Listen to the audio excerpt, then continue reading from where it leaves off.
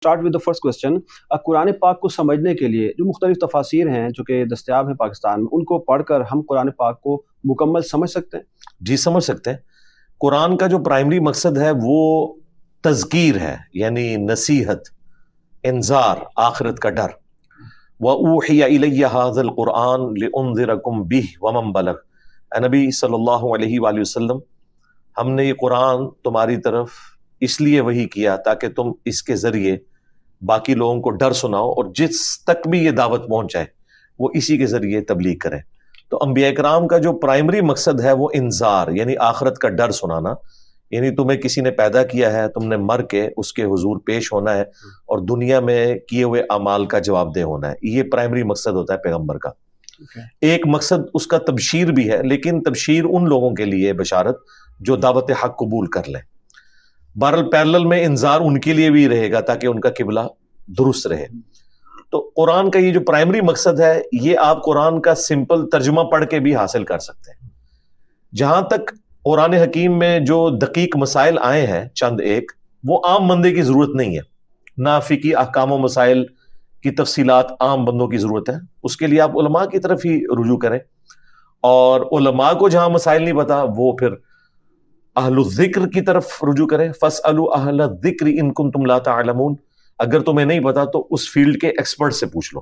مثلا قرآن حکیم میں 1000 کے قریب جو آیات ہیں وہ scientific facts, physical phenomena of nature سے متعلق ہیں. ایمبریولوجی سے متعلق، باٹنی سے متعلق، زوالوجی سے متعلق، اسٹرونومی سے متعلق.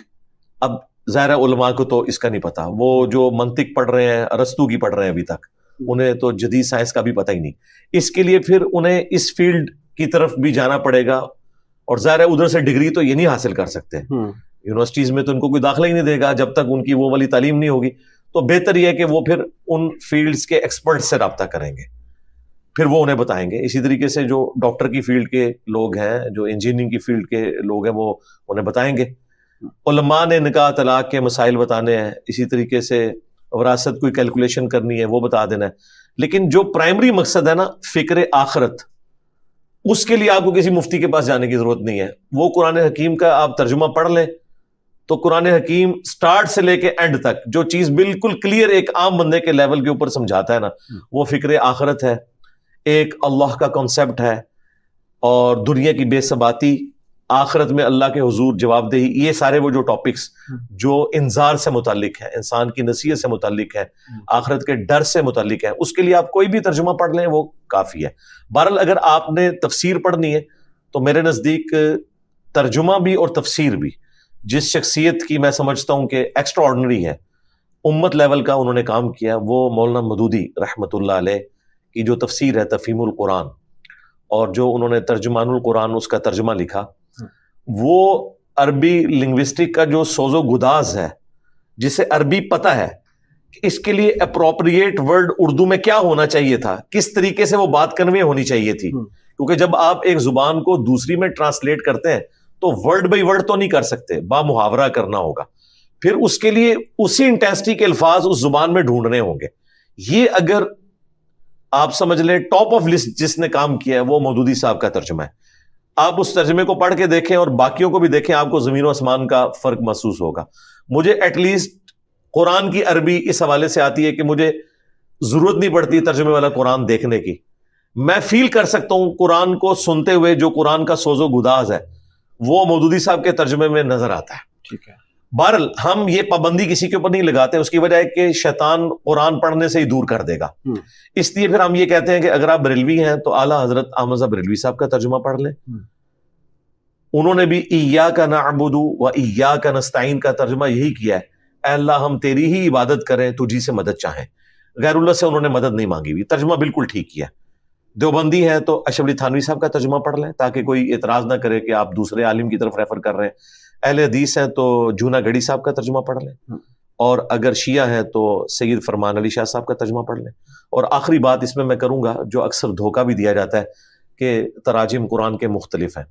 ہمارا یہ چیلنج ہے، قرآن حکیم کے تراجم میں کوئی فرق نہیں ہے، صرف الفاظ کے چناؤ میں فرق ہے. ٹھیک ہے. آپ 10 صحابہ کرام بھی بٹھا لینا جنہیں اردو آتی ہو اور انہیں قرآن دیں، اور کہیں کہ اس کو ترجمہ کرو، آپ کیا سمجھتے ہیں 10 کے 10 100% ایک جیسے الفاظ استعمال کریں گے؟